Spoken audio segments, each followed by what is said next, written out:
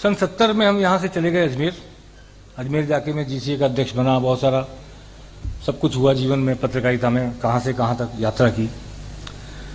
लेकिन आज मैं इस मौके पर, थोड़ी सी पर्सनल बात है, पर मैं लगभग 50 साल बाद इस जमीन पर खड़ा होकर बोल रहा हूँ, इसलिए करना चाहता हूँ। सबसे पहले मैं अपने स्कूल के हेडमास्टर लादूराम जी माट साहब को श्रद्धांजलि देना चाहता हूँ। मैं 5वीं क्लास में था, उस जमाने में चंद घरों में अखबार आते थे, चंद घरों में, और रेडियो ट्रांजिस्टर का लाइसेंस होता था 15 रुपये और 7 रुपये का। हमारा घर वो घर था जिसमें ट्रांजिस्टर भी था और अखबार भी आते थे 2। 500 बच्चों के स्कूल में माट साहब ने पूछा, हेड माट साहब ने, किस बच्चे के घर अखबार आता है, कौन अखबार पढ़ता है? एक अकेला मैं था। किसके घर पे रेडियो ट्रांजिस्टर है जो खबर सुनता है? मैं अकेला था। उन्होंने कहा, कल से तुम प्रार्थना सभा में खबर लिख कर लाओगे और रोज खबर सुनाओगे। वहां से मेरी पत्रकारिता की शुरुआत हुई। मैं उनको नमन करना चाहता हूं। इसके बाद जब 8वीं क्लास में आया तो उस वक्त प्रतियोगिता होती थी, 2 लाइन लेते थे और स्थान पूर्ति की कविता लिखो। यूसुफ जी माट साहब थे, बहुत बैंत मारते थे, घोड़े की चाबुक वाली बैंत, लेकिन उन्होंने मेरे को बुलाया, कहा कि तुम कविता लिख सकते हो। हमें कोमल मन के सच्चे केडी जैन स्कूल के प्यारे बच्चे, ऐसे 4 लाइन दी मेरे को। मैं उस पर कविता लिख के ले गया। वहां से मेरे कवि जीवन की शुरुआत हुई। मैं उनको भी नमन करना चाहता हूं। और सारे अध्यापक जिन्होंने मुझे पढ़ाया, जिन्होंने मुझे बनाया, मेकिंग ऑफ पर्सनैलिटी इस केडी जैन स्कूल की देन है। प्रयागनारायण जी माट साहब, सरदार सिंह जी माट साहब, ओम जी माट साहब, सबको प्रणाम करना चाहता हूं इस मौके पर कि आज मैं किसी काबिल हुआ तो उनकी वजह से हुआ। दूसरी बात जो बहुत इंपॉर्टेंट है वो ये कि हमारी जो माताजी सामने बैठी हैं, हमारा 1 कमरे का मकान था यहां पर, 1 कमरे की रसोई का। माताजी ने महिला मंडल की स्थापना की आज के सन 67 में, और 25 महिलाएं यहां पे उन्होंने इकट्ठी की। शिव कुमारी भार्गव सेक्रेटरी, माताजी अध्यक्ष। और पीतल फैक्ट्री वाले श्रवण कुमार जी बुरसो, जेठलिया जी, तोशनीवाल जी आदित्य मिल के जीएम, उनकी वाइफ, ये सब उसमें मेंबर थी। और जिस महिला स्वावलंबन का आज हम जिक्र करते हैं नारे के रूप में, भाषण में, सब जगह, 67 में हमारी माताजी ने कहा महिलाओं को स्वावलंबी बनाना है, एक सिलाई केंद्र की स्थापना की। और किसी ने जगह नहीं दी तो हमारे उस 1 कमरे के मकान में सिलाई केंद्र चलाया। और मुझे तो शर्म भी आती थी कई बार कि वो लड़कियां जो मेरे साथ स्कूल में पढ़ती थी वो सिलाई केंद्र में आती, निःशुल्क महिला मंडल की ओर से। सैकड़ों बच्चियों को स्वावलंबी बनाने का काम किया। बाद में श्रवण कुमार जी ने अपने बड़े मकान में एक कमरा दिया, बरसों तक वो चला, कब तक मुझे पता नहीं। महिला मंडल ने जब 65 की लड़ाई हुई, हमारी माताजी के नेतृत्व में महिला मंडल ने चंदा इकट्ठा करके ट्रक भर के रजाइयां सीमा पर भेजी, ट्रक भर के रजाइयां, सन 65 में। ये जो संस्कार है उनका दिया हुआ। हम दोनों माँ बेटे चाय पीते थे सुबह, तो एक अखबार राष्ट्रदूत वो ले लेती, हिंदुस्तान में लेता। उस अखबार, उस जमाने में अखबार बहुत गिने चुने घर में आते। तब से मैं पत्रकार बना हूं, यानी वो भी मेरी माताजी की देन। उसके बाद मेरे पिताजी रतन चंद जी लोढ़ा, बहुत सारे लोग जानते होंगे यहाँ पे, उन्होंने एक नवयुवक सेवक समाज की स्थापना की। कटले में रहते थे हम, और 15 अगस्त के दिन, आज के 40 साल पहले की बात होगी, उससे 41 साल, उन्होंने एक बाल मेला लगाया वहां पर। महेंद्र जी गंगवाल, बहुत मनोहर जी बायती और बहुत सारे लोग, पूरा एक ग्रुप बनाया नवयुवक सेवक समाज का, उसके अध्यक्ष थे। और वो बाल मेला कई सालों तक चला, जिसमें बच्चे आकर स्टॉल्स लगाते थे और तिरंगे फहराते थे, और देशभक्ति गाने भी होते थे और प्रतियोगिताएं भी होती, खेल भी होते। मेरे पिताजी उसके अध्यक्ष थे। और इससे बड़ी गर्व की बात, भागीरथ जी, मैं आज ये कहना चाहता हूं, किशनगढ़ में जब पावर लूम फैक्ट्री लगी, पहला पावर लूम मेरे पिताजी ने लगाया, छावड़ा जी के यहाँ पे, छावड़ा पावर लूम पे अरोड़ा लूम्स का पहला लूम मेरे पिताजी ने लगाया। वो एक बिजनेस करते थे पावर लूम्स का। और जब किशनगढ़ में पंप लगने शुरू हुए गाँव में, तो सुरसुरा गांव में पहला पंप मेरे पिताजी ने लगाया। और पूरा इलेक्ट्रिफिकेशन रूपनगढ़ इलाके का और पंप लगाने का काम हमारे पिताजी ने किया। आज दुनिया में नहीं है, लेकिन मैं उनकी स्मृति को नमन करना चाहता हूं। ये जो समाज सेवा का संस्कार, समाज के साथ जुड़ने का संस्कार, हम परिवार से हमने प्राप्त किया। सुनील लोढ़ा मेरे भाई कहाँ हैं? वो भी मेरे साथ पढ़ते थे यहीं पे स्कूल में, केडीएन स्कूल में। आगे आजा भी सुनील, ये भी गवर्नमेंट कॉलेज अजमेर के अध्यक्ष रहे मेरे बाद, मैं अध्यक्ष राजीसीए का, फिर ये रहे, दोनों डिबेटर रहे। मैं ये बात थोड़ा भावुक हो गया इसलिए मैंने जिक्र किया कि आज मैं जिस जमीन पर खड़ा हूं, इस माटी ने मुझे बनाया है, इस माटी के संस्कार को नमन करना चाहता हूं। और सन 62 से हम पाड़िया जी के यहाँ की मिठाई खा रहे हैं आज तक भी, इसलिए राकेश पाड़िया को, उनके परिवारजनों को भी बहुत याद करना चाहता हूं, नमस्कार करना चाहता हूं कि वो मेरे दुख सुख के साथी हैं। अशोक पाटनी जी और हम साथ डिबेट बोलते थे स्कूल में, जो आर के ग्रुप के चेयरपर्सन हैं, मैं पक्ष में वो विपक्ष में, स्कूल में साथ डिबेट बोलते थे। सुरेश पाटनी और हम 9 साल तक साथ पढ़े। बचपन के बहुत सारे दोस्त, मैं उम्मीद करता था आज आएंगे, कईयों को मैंने फ़ोन किया, आए होंगे तो मैं मिलूंगा। उन सभी को, उनकी स्मृतियों को याद करते हुए, प्रणाम करते हुए, अपने हृदय से लगाते हुए मैं आज के इस कार्यक्रम में आप सबका स्वागत करता हूं। आज के कार्यक्रम की विशेष बात सबसे ज़्यादा ये है कि जो हमारे मुख्य अतिथि हैं राज्यवर्धन सिंह जी राठौड़, ये अपने आप में त्रिवेणी संगम है। कर्नल, सेना के कर्नल, सीमा पर देश का तिरंगा फहराया, ऊंचा मान सम्मान बढ़ाया, फिर ओलंपिक में गए, निशानेबाजी में रजत पदक जीता, वहां एक योद्धा की तरह देश का मान बढ़ाया, झंडा ऊंचा किया, और अब लोकतंत्र के मंदिर में मंत्री भी बने और सांसद भी जयपुर ग्रामीण से। ये त्रिवेणी संगम है, इस त्रिवेणी संगम को भी इस अवसर पर नमन करना चाहता हूं। बहुत कम लोग होते हैं एक जीवन में 3 जीवन जी लेते हैं, सेना के योद्धा का, कर्नल का, खिलाड़ी का, निशानेबाज का, पदक जीतने का ओलंपिक में, और उसके बाद अब सांसद हैं। और मुझे ये सौभाग्य मिला था कि जब इन्होंने राजनीति में प्रवेश किया, तब पहला इंटरव्यू ईटीवी पर मैंने ही किया था इनका, थोड़ी सी देर बाद प्रवेश के। और जब इन्होंने रजत पदक जीता तो मैं पहला व्यक्ति था जिसने वसुंधरा राजे जो सीएम थी उनको फ़ोन करके बताया कि हमारे राजस्थान के राज्यवर्धन जी ने ओलंपिक में पदक जीता है। आप मेरे बहुत बहुत स्नेहिल जन हैं, मेरा बहुत मान सम्मान स्नेह आप रखते हैं, उसके लिए मैं आपको इस अवसर पर बहुत बहुत धन्यवाद देता हूं। भागीरथी चौधरी, मैं किशनगढ़ का, वो किशनगढ़ के। अब इसके बाद कौन किसे धन्यवाद दे, कौन किसे नमस्कार करे, कोई जरूरत नहीं। लेकिन रामचंद्र जी चौधरी आज के 50 साल पहले से हमारे परिवार के मित्र हैं। 50 साल हो गए। जब हस्बैंड स्कूल में फिजिक्स पढ़ाते थे और मेरा छोटे भाई पढ़ते थे आपसे, उस वक्त से हम सामने ही पटेल मैदान के रहते, तब से आपका मेरा पारिवारिक रिश्ता है। आपने पिताजी के साथ भी रिश्ता निभाया, मेरे साथ भी निभाया, सुनील और प्रदीप के साथ भी निभाया, और जो रिश्ता आपने आज तक निभाया, मैं उस रिश्ते की कद्र करता हूं और आपको नमस्कार करता हूं। गजेंद्र सिंह जी सामने बैठे हैं, सन 62 से हम पारिवारिक मित्र हैं।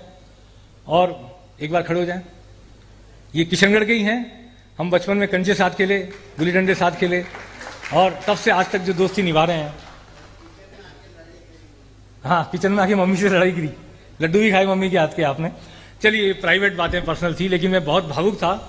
इस सरजमी पर आकर मुझे वो सारी यादें ताज़ा हो गई, जिन यादों की वजह से मैं आज भी प्रफुल्लित होता हूँ, आनंदित होता हूँ, अपने आप में गर्व महसूस करता हूँ। इसलिए किशनगढ़ की इस धरा को नमन। आप सभी जो इस कवि सम्मेलन में पधारे, उन सबका स्वागत है। क्योंकि टाइम ज़्यादा हो गया है, हम बहुत शॉर्ट में, हमको 6:30 बजे पहले कार्यक्रम खत्म करना है, इसलिए वीरांगना सम्मान उबाना जी बताएंगे कि वीरांगनाएं पधार गई हैं, आ गई हैं। आपके पास नाम है उनके, आ जाइए मंच पे, नाम बोलिए। तो हम सबसे पहले वीरांगना सम्मान कराना चाहते हैं, और पुष्प देंगे, शॉल देंगे, हाँ शॉल मोमेंटो। तो मंच पे आप वीरांगनाओं का नाम बुलाएं।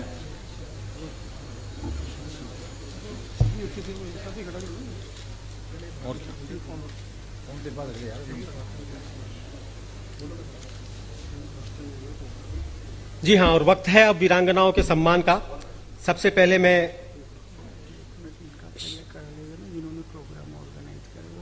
चलिए, वीरांगनाओं के सम्मान से पहले हमारे रिपोर्टर इंद्रजीत उबाना जी और साथी अनिल लोढ़ा जी के पास एक बार श्रीमान जी हाँ एक बार जोरदार तालियां अनिल जी के लिए, जिन्होंने आज आपको अपने संस्मरण सुनाए कि किस प्रकार वो इस माटी से प्रेम करते हैं, किस प्रकार से वो इस मिट्टी की अपने आप को सब कुछ समर्पित किया। कपिल चोटिया जी से भी निवेदन करूंगा, कृपया मंच पे आगे आएं।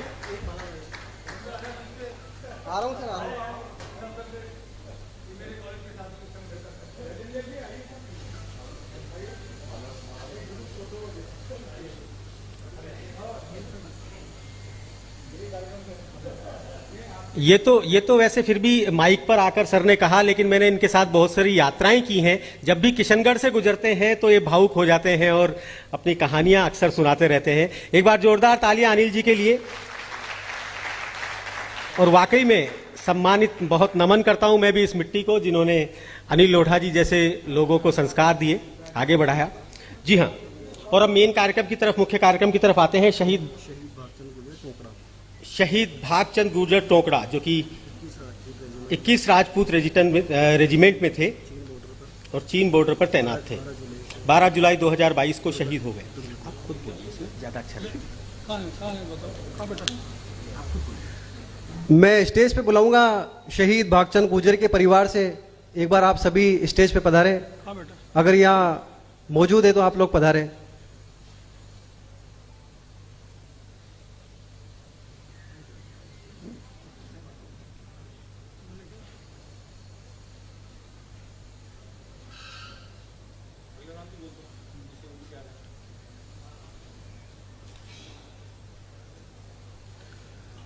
मैं अगला नाम स्टेज पे आमंत्रित करता हूं शहीद शंकर सिंह राठौड़, जो चीन बॉर्डर पर तैनात थे। 14 अगस्त 2017 को वो चीन बॉर्डर पर ही बर्फ के अंदर समाहित हो गए, जो आज तक उनका पता नहीं चला है। और सबसे बड़ी खुशी की बात है कि आज 14 अगस्त भी है और उनकी पुण्यतिथि भी है। तो मैं सभी से निवेदन करूंगा कि शहीदों की स्मृति में एक बार तालियां बजाकर स्वागत करें आप।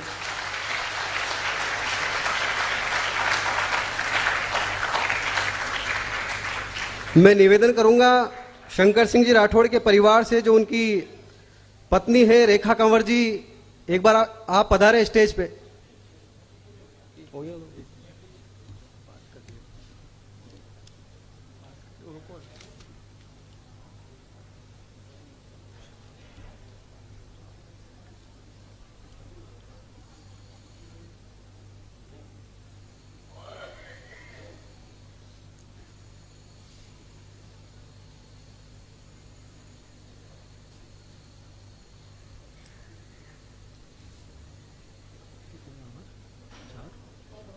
पाँच हो जाएंगे, बाद में और आ जाएंगे।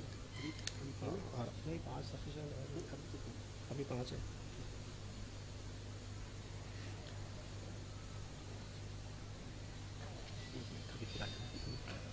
इसके बाद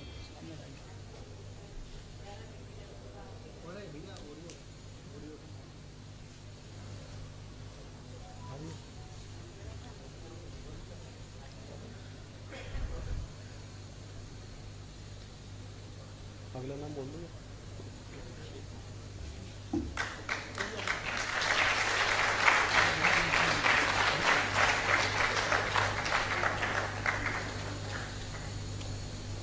बेहद भावुक कर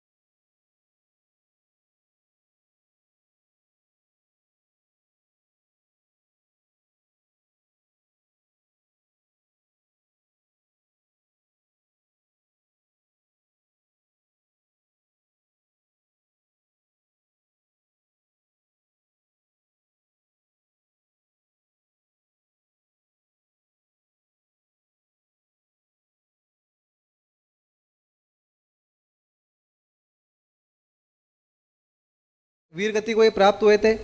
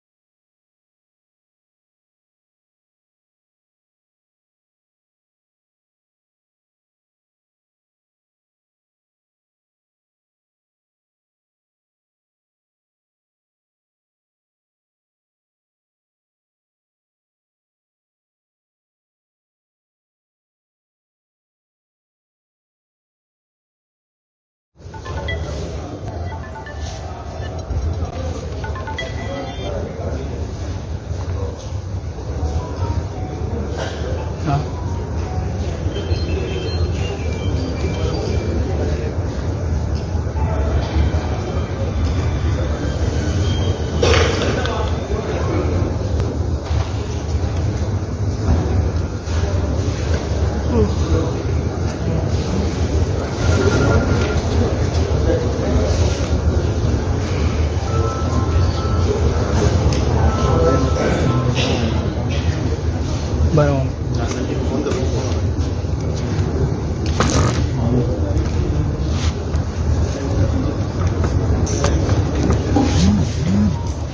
अब मैं मंच पर बुलाना चाहूंगा सरपंच हरिराम बाना जी को, जो कि सरपंच संघ के अध्यक्ष हैं।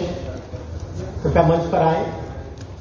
हरिराम जी हमारे मुख्य अतिथि श्रीमान राज्यवर्धन सिंह जी राठौड़ साहब का सम्मान करना चाहते हैं। श्रीराम हरिराम जी बाना कृपया मंच पर आए।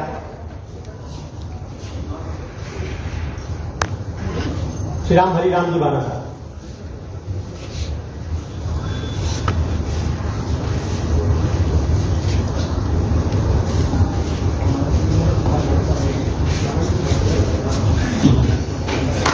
श्रीमान बाना जी कृपया राज्यवर्धन सिंह जी साहब का माल्यार्पण कर स्वागत करें।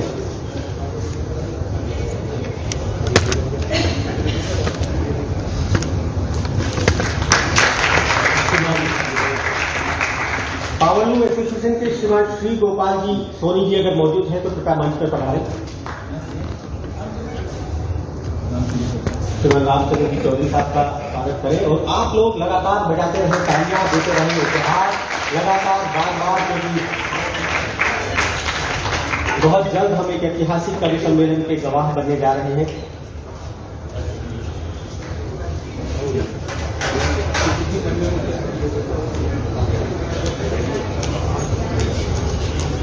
एक अच्छी सूचना, इस पर हर व्यक्ति की ताली बजेगी।